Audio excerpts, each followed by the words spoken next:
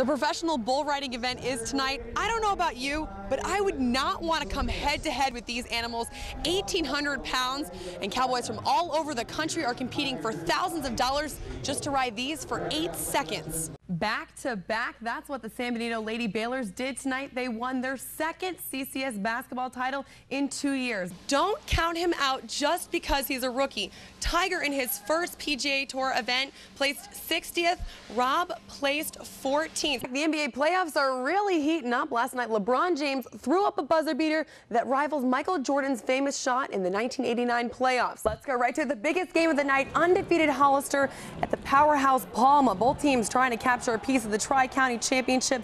Hollister dominates the first with its complete coverage here at Pebble Beach all week. I'm not taking a break for you guys. I will be at the Amgen Tour of California in Santa Cruz on Monday, and we'll have complete coverage of that. It might seem strange to see someone popping a bottle of champagne while talking about Tiger Woods, but up until recently, his golf career has been a huge success. Let me show you why.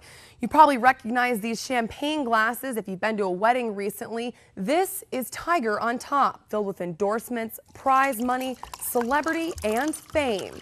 And when Tiger's glass is full, it starts to trickle down into the glasses of other players, businesses, and golf courses around the world, making lots of people lots of money. He came on with an explosion and got people into the game of golf, watching the game of golf that don't play. Brett Mathis has been a golf pro for 10 years. He says Tiger transformed the game, and since Woods joined the tour, more people are playing golf. Woods made hundreds of millions of dollars over the past decade, and those around him reaped the benefits of his success. But obviously, it's been a positive impact in terms of the purses that they're playing for, the sponsorships are out there. And that's what's sad about it. The whole thing is just sad from obviously his personal standpoint and his family, but also the sponsors and the spectators, and then just a huge disappointment. The numbers are huge. In Woods' first 3 years on the tour, the total prize money jumped from $53 million to $135 million. The tournament attendance skyrocketed an average of 40,000 at every PGA Tour event, and ticket prices went up by a third. So without Tiger, the question is, what will happen to golf as we now know it? I don't think anybody feels that Tiger is bigger than the game of golf. Does he have a huge impact on the game of golf? Absolutely, but the game is bigger than Tiger Woods. Shannon, Hogan from Monterey, your Central Coast News. The riders, as well as some of the media, had a chance to hop on these specialized bikes and take to the Laguna Seca racetrack. For many of the riders, this was the first time they'd ever gone on the racetrack on one of these bicycles. So I thought, hey, I'll tag along. I grabbed my helmet, hopped on the bike, and took this small camera and mounted it on the front of the handlebars.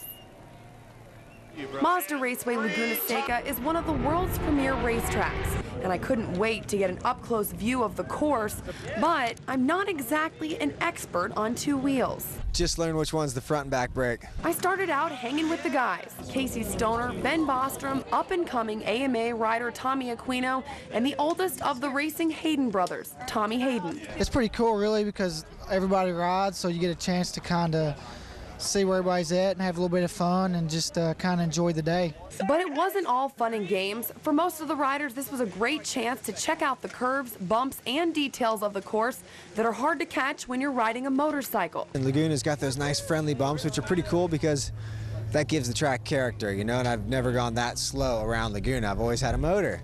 For these athletes, 150 miles an hour is the regular. But for me, here we go. Taking the corkscrew on a bicycle at 20 miles an hour, well, that was scary. Cycling is the training method of choice for the 2007 World MotoGP champ, Casey Stoner. Cycling is the best form of training for us. There's no jarring in the body, and it's a great way to get out there and do a lot of hours. And after tackling the legendary Mazda Raceway Laguna Seca, I have to agree with Stoner, it truly is one of a kind. I'm Shannon Hogan at Salinas High School, home of the Cowboys. I'd like to introduce you to our Scholar Athlete of the Week. Adani Archetta says walking out of this tunnel and into the pit is one of the best feelings in the world. Every emotion you can possibly feel is just the adrenaline going through you. You're nervous at the same time, but you know you're ready. You have the butterflies in your stomach. You want to like scream and shout. Growing up in LA, Adon will be the first to admit he was heading down the wrong path. I didn't do nothing. It was just day to day. And now, since I've been playing football, I think about it from 1 year to another. Like, if I play football right now, I got to do my homework. Adon is now the starting running back for Salinas High.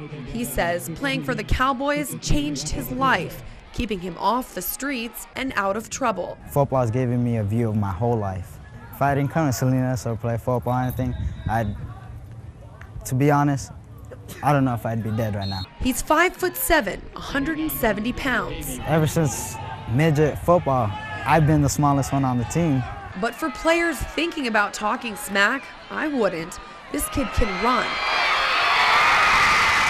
Over the past 4 years, Adon has proven he's more than a talented athlete.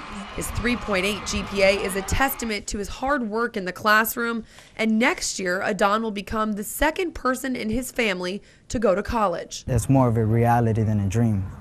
When I was a freshman, it was just a dream. Oh, you know, it'd be cool to go to college, or, you know, it'd be nice to go to college. Now it's like, I want to go to college, I'm going to college.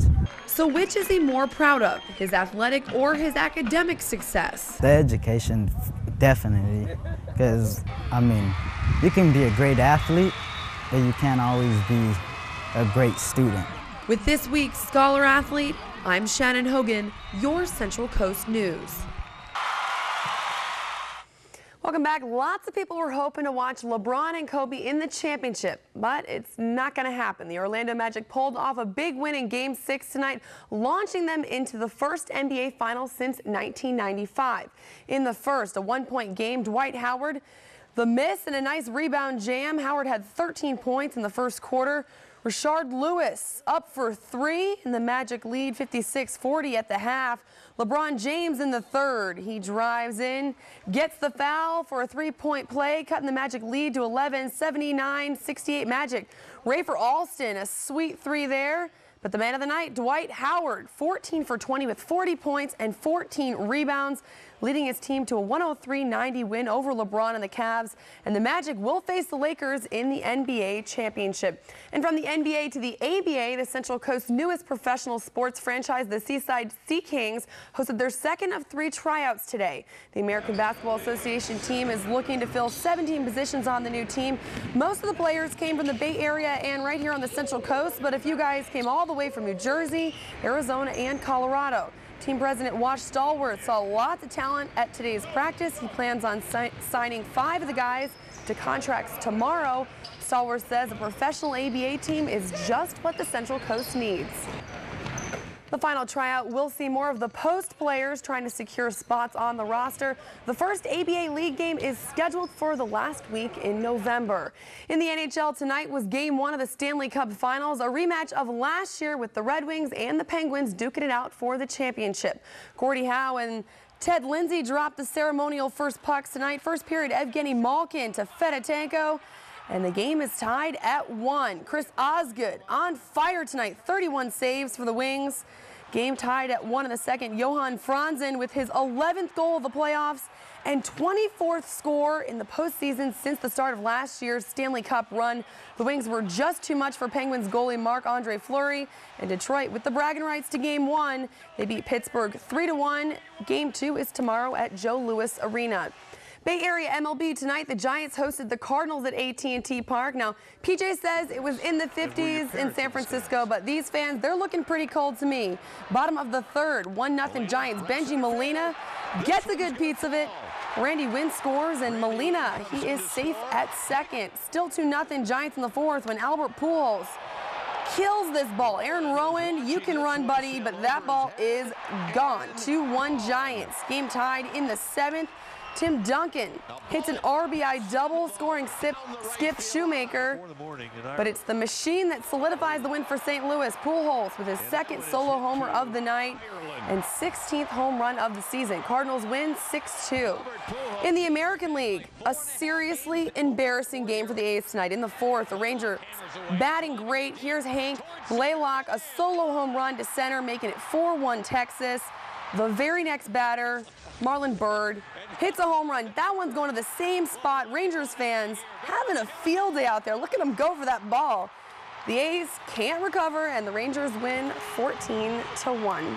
Oh, man, you've been talking about that one all night. It is, though, embarrassing, 14-1, and it's painful, especially for fans locally. It is painful for the fans locally. We'll just hope that they're going to turn it around eventually.